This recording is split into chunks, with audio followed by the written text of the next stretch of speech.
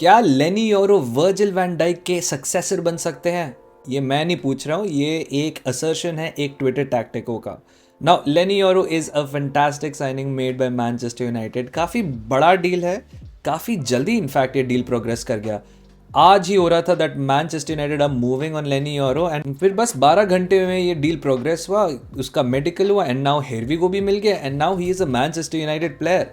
So it's a big pickup for Manchester United जिनको defenders की जरूरत थी and I think Leny Yoro is one of the best talents that Manchester United could have gotten. तो पहले बात करते हैं लेनी योरो है कौन। Leny Yoro is a French 2005 born footballer जो एक सेंटर बैक है। ये लील के यूथ सिस्टम से आए थे एंड इन्होंने लील के लिए डेब्यू किया था at the age of 16। He became the second youngest debutant for the French side. That in itself is a huge achievement. जैसे मैंने कहा, ये सेंटर बैक खेलते हैं and he is well known for his aerial presence, passing efficiency, pass percentage and most importantly his composure and calmness on the ball. He is a 6'3" tall defender. He's very tall, got long legs, and he is one of the toughest defenders to get past. With Leny Yoro in defense, Lille had one of the best defensive statistics in the French league last season, and in fact they were the second best team in possession in the French league last season. Finally, at the age of 18, after a fantastic season both domestically and in Europe for Lille, Leny Yoro ने अपना move secure कर लिया towards Manchester United for a deal which goes up to approximately 70 million euros या 62 million pounds. Actually ये मेरी गलती है। अभी मैंने चेक किया तो पता चला it's actually 50 million euros base and 12 million pounds का add on, so that's 62 million euros total, Which is big money, but we'll get to that. Before we talk about Leny Yoro का actual play style क्या है, उनकी strengths क्या है, उनकी weaknesses क्या है, let's actually talk about why Manchester United needed a player like Leny Yoro. अगर आपको लास्ट सीजन याद हो, मैनचेस्टर यूनाइटेड का defensive record is actually pathetic. मतलब इनका गोल डिफरेंस जीरो रहा है, कभी कभी नेगेटिव रहा था and I don't remember at any point of time in the season इनका गोल डिफरेंस 2 या 3 से ऊपर जाया हो। इनफैक्ट ये इनके स्ट्रगल्स ऑफ गोल स्कोरिंग ही नहीं दिखाता था, but the fact was that United was conceding goals at an alarming rate. Now इसका काफ़ी बड़ा reason was injuries as well, but the fact was अगर आंड्रे ओनाना अपना फॉर्म पिकअप नहीं करते, मैनचेस्टर यूनाइटेड बहुत ज़्यादा प्रॉब्लम में फंस सकती थी।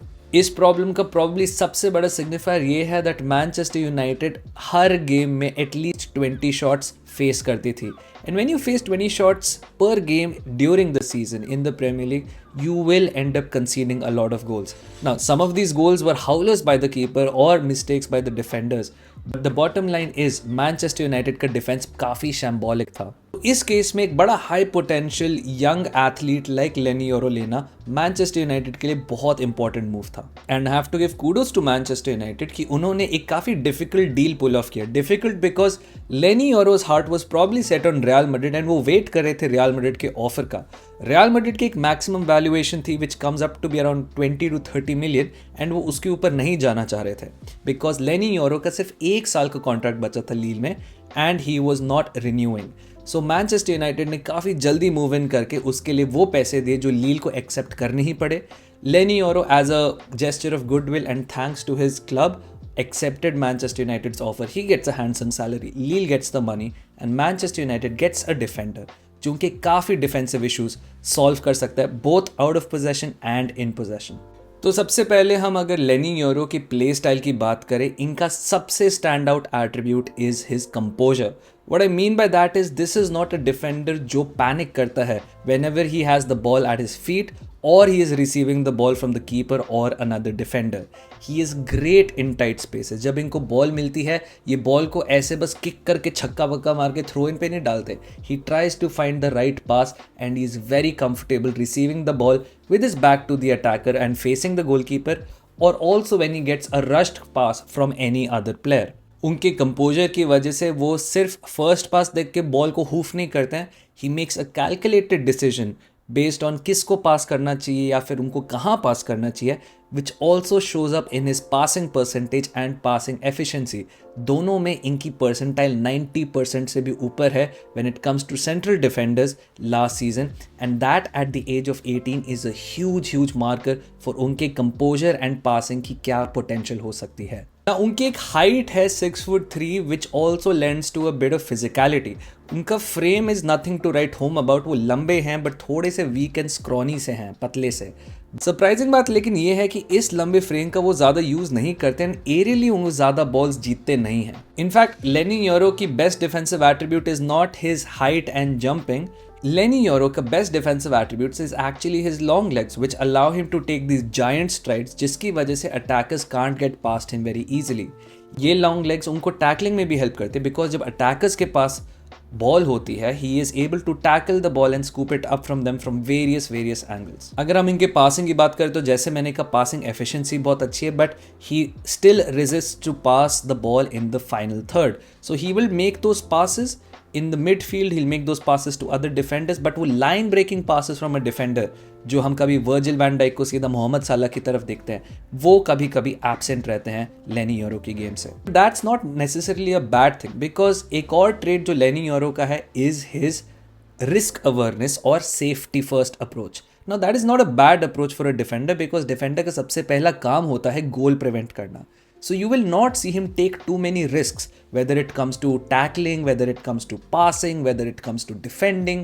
He would prefer to engage an attacker and outrun him and outstrip him of the ball rather than face him 1v1 and run the risk कि वो beat हो जाए काफ़ी आराम से। लेनी योरो काफ़ी press resistant भी हैं, वो ball भी अच्छे से carry कर सकते हैं, but his progressive carries, especially carries into the final third, is not his biggest strength. वो थोड़ी देर ही बॉल को कैरी करके आगे पास कर देंगे और he'll try to play a nice safe long ball to another player. एक चीज़ जो मैंने पर्सनली नोटिस करी है दैट लेनी योरो का फ्रेम अभी थोड़ा आउट ऑफ सिंक लगता है, like his body feels a little too big for him, and ये एक डेवलपमेंटल इशू होता है 18 साल की एज पे, that something he will figure it out.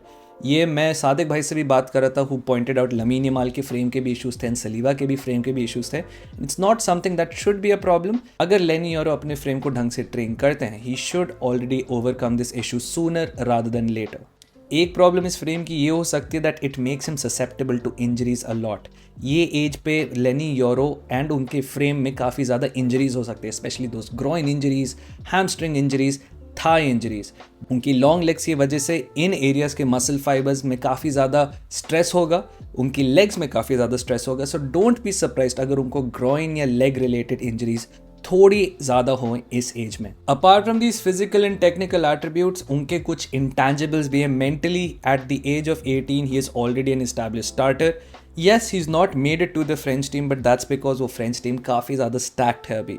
But इतना ज़्यादा game time, being one of the starters at Lille at such a young age, is also counting for experience. Experience सिर्फ ये नहीं होता कि आप 25, 26, 27 साल के हो, but the fact that the Lille manager, the Lille team trusted him to lead the defensive line last season and be a very important part of that defense shows that he has the maturity and the mental attributes to also be a part of this Manchester United defensive line. जैसे मैंने कहा, उनकी long legs also allow him to tackle, but मेरे को इसमें एक weakness भी ये दिखती है that कभी कभी ये एक tackle में इतने ज़्यादा commit हो जाते हैं that he misses out on the ball.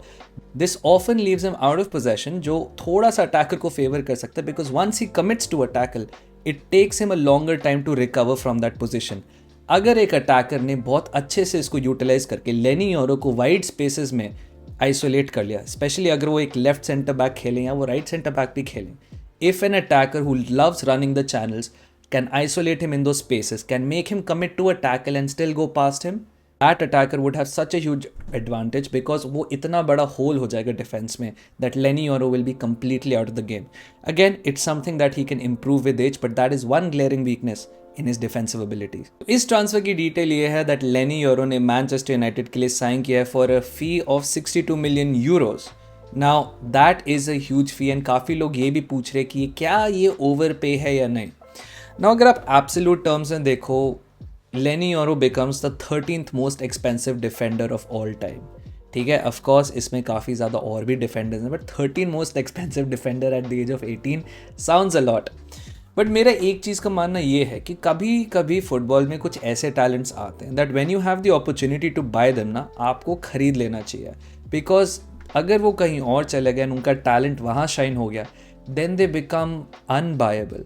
Take Vinicius Junior for example, वो जब मूव करे थे रियल मैड्रिड पे, काफ़ी शॉकिंग प्राइस पे मूव करे थे, but now if you think about buying Vinicius junior, आपको अपना आधा क्लब बेचना पड़ जाएगा। तो अगर आपने लेनी योरो को अभी खरीदा है 62 मिलियन में, which again is a lot of money for an 18-year-old, but on the flip side, if the risk was that he goes to Madrid for 20-30 million or was for free, and वो Madrid के लिए ball out करता, and फिर Madrid कहती कि if you want Leny Yoro in 5 years, pay us 120-130 million. Because अगर Leny Yoro अपनी potential achieve कर लेता है at Real Madrid, what will stop them from asking that price?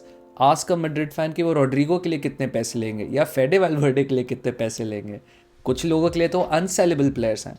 When you have elite level generational potential, generational talent जिसकी तुलना Virgil van Dyke से करी जाती है, जिसको कहते हैं can be better than William Saliba as well, जिसको कहते हैं he is a young Varane, तो why would you not spend that money? It would be foolish. एक चीज़ आप लोगों को ये याद रखनी पड़ेगी कि yes, money should be a very wise decision, एक जुडिशियस वे में मनी को यूज़ करना चाहिए ट्रांसफर विंडो में। बट एक फुटबॉल क्लब का ultimate aim is to be the best possible sporting institution, not be the best financial run institution. These are not banks. Manchester United का aim is not to be the most financially well run institution. ये कुछ सालों तक उनका M था in fact. अब इनका aim है to be the best footballing institution, and उसके लिए sometimes you will have to take these big risk. Because अगर लेनी योरो ने अपनी पोटेंशियल अचीव कर लिया at Manchester United under Erik ten Hag और whoever may be the manager in the future if ten Hag doesn't stay, but if Leny Yoro achieves his maximum potential, he is a 100 million defender easily. So in a few years if he achieves his potential, ये 62 million शायद से bargain भी लग सकता है। On the other hand, it is a big risk that Man United are taking.